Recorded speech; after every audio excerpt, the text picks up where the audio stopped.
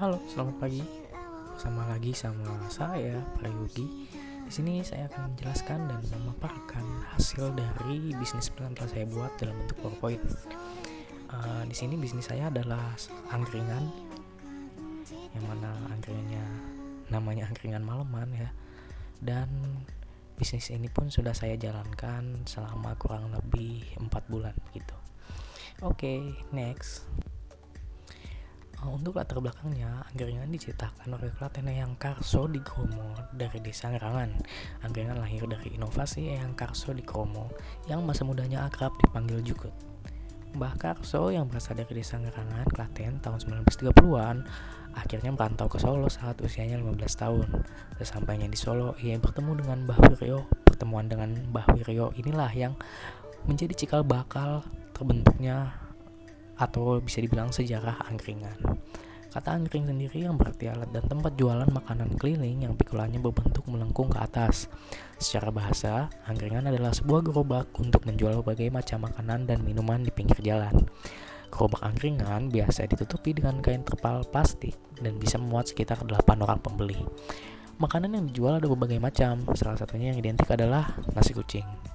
Lalu makanan yang lainnya berupa sate-satean, gorengan, dan juga berbagai aneka minuman seperti susu, teh, kopi, dan wedang-wedangan. Untuk tujuan dan manfaatnya sendiri yaitu pertama, menganalisis dan mengetahui aspek pasar dalam usaha kuliner angkringan. Yang kedua adalah menganalisis dan menetapkan aspek yuridis, teknis, organisasi, dan manajemen dalam usaha angkringan. Dan yang terakhir adalah menganalisis serta menetapkan modal dan pendapatan dari usaha kuliner angkringan. Untuk profil usahanya bisa dilihat, nama usahanya adalah Angkringan Maleman. Bidang usahanya merupakan kuliner, pengolahan makanan. Jenis hasil usahanya adalah nasi kucing, sate-satean, aneka minuman, dan beralamat pada Jalan Raya Bogor Pabuaran nomor 6 RT 5 RW 7 Pabuaran Jawa Barat, Cibinong, kode pos 16916. Lebih tepatnya di depan sebelah Ramayana Cibinong, Kecamatan Cibinong, Kabupaten Bogor. Untuk nomor telepon dan alamat Instagramnya bisa tertera. Bisa teman-teman kunjungi juga laman Instagramnya. Selanjutnya adalah sejarah usaha. Usaha ini kami namakan dengan Angkringan Maleman, di mana kata angkringan mewakili bidang usaha yang dijalani, serta kata Maleman sendiri merupakan kata dari bahasa gaul anak muda yang dapat diartikan dengan malam hari atau lebih malam, yang menggambarkan bahwa kebiasaan anak muda berkumpul, ngobrol di malam hari. Usaha yang kami bentuk ini ingin kami bentuk ialah usaha kuliner angkringan. Alasan kami memilih usaha ini adalah dengan mempertimbangkan prosedur yang cukup praktis dan produk makanan yang sudah banyak dikenal masyarakat, terlebih dengan harganya yang murah. Usaha ini berangkat dari pendiri yang ingin memanfaatkan lokasi usaha di mana lokasi tersebut merupakan tempat usaha setir mobil. Karena jam operasi setir mobil yang tutup pada pukul 16 waktu Indonesia Barat, maka pendiri menjadikan ini sebagai peluang usaha kuliner angkringan, melihat waktu yang kosong dari sejak tutupnya lokasi sampai besok pagi. Visi dan misi. Visinya adalah menjadikan Angkringan Maleman sebagai pilihan kuliner utama yang memiliki cita rasa khas serta tempat yang nyaman untuk bersantai bagi para konsumen yang singgah, khususnya dari sekitar Citerep maupun yang lainnya. Citerep Cibinong ya maksudnya. Misinya adalah melakukan kegiatan produksi serta usaha yang higienis, ramah lingkungan, serta menjunjung nilai kebersamaan. Membangun kredibilitas di mata konsumen dan mempertahankan serta meningkatkan mutu, kualitas produk, dan pelayanan yang baik kepada konsumen. Menetapkan sikap jujur, tanggung jawab, dan pantang menyerah. Lalu yang terakhir adalah melakukan pengembangan dan penerapan teknologi guna menunjang segala kegiatan di dalam usaha. Berikut adalah analisis SWOT yang bisa dilihat. Yang ditampilkan ini adalah analisis strength dan weakness. Bisa teman-teman baca. Nilai faktor internal SWOT atau Internal Factors Analysis Summary, yaitu selisih antara strength and weakness yang kemudian dibagi dua. Bisa dilihat rumusnya dan hasilnya juga bisa dilihat. Untuk tabel yang selanjutnya ada tabel Opportunity and Threat. Nilai faktor internal SWOT adalah selisih antara opportunity dan threat yang kemudian dibagi dua. Bisa dilihat juga hasilnya.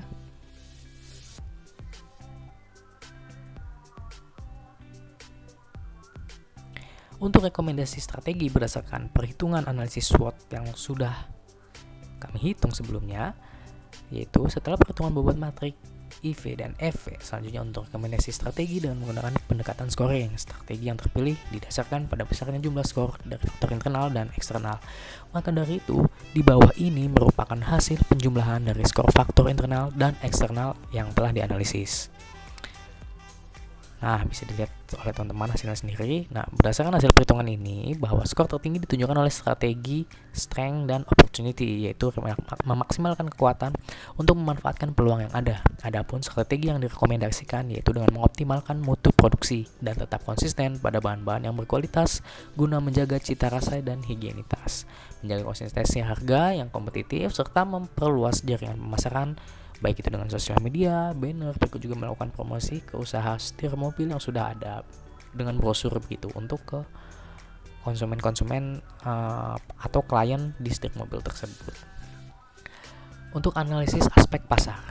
Nah, di sini ada 4 aspek ya yang dianalisis, yaitu ada aspek pasar, aspek yuridis, aspek teknis, dan aspek finansial. Untuk aspek pasar sendiri, itu terdapat pangsa pasar yang mana sasaran pasar menargetkan anak muda, masyarakat pasar sekitar, dan juga para pengguna jalan yang lalu lalang.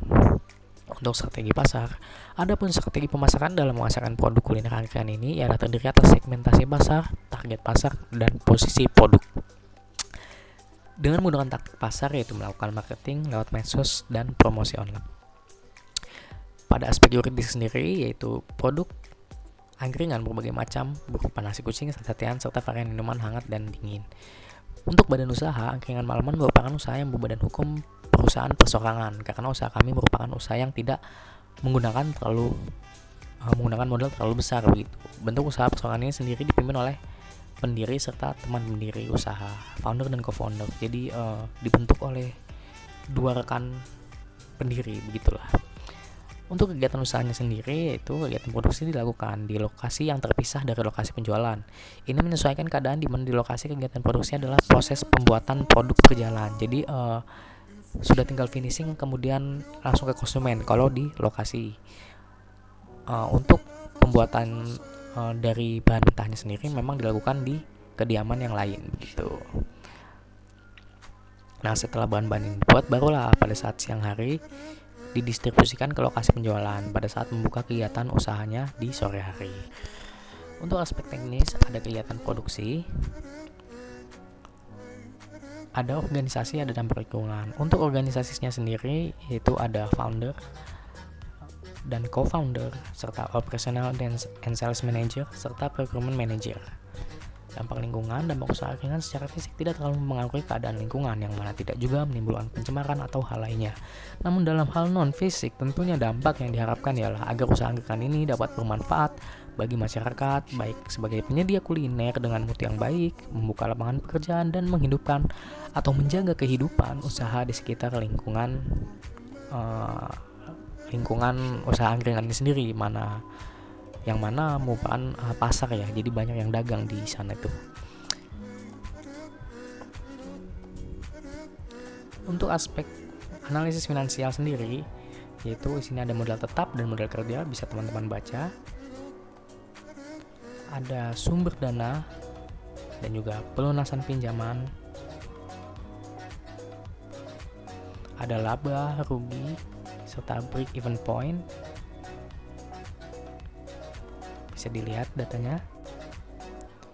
Lalu ada analisis MVP, yang mana dari perhitungan semua ini dapat dinyatakan bahwa usaha kuliner angkringan malaman layak dijalankan atau go project karena hasil presentasi keuntungan lebih besar dari bunga bank yaitu 6%, sedangkan IRR usaha ini adalah 47,77%. Kesimpulan utamanya adalah berdasarkan apa yang kami sudah perhitungkan, yaitu modal utama yang dibutuhkan dalam pengembangan bisnis usaha kuliner angkringan ini sebesar 34.917.500 yang merupakan modal sendiri dan juga modal pinjaman dari bank. Setelah dilakukan perhitungan dengan modal yang ada, dapat diketahui hasil keuntungan dan penjualan ialah sebesar 216 juta rupiah, sehingga dalam sekali produksi mendapatkan keuntungan 24.861.600 rupiah. Nah, ini ada berikut foto dokumentasi, yaitu berupa menggunakan open camera ya untuk produknya sendiri, bisa dilihat di bagian kanan, dan juga ini untuk bentuk promosi kami melalui seorang konsumen ya, lewat salah satu media sosial yaitu Instagram. Ada di kiri, bisa dilihat juga itu ada keadaan tokonya, produknya, dan juga salah satu founder kami. Mungkin sekian yang dapat saya sampaikan mewakili usaha angkringan ini, juga untuk memperlengkap tugas kuliah. Kurang lebihnya mohon maaf. Terima kasih. Wassalamualaikum warahmatullahi wabarakatuh.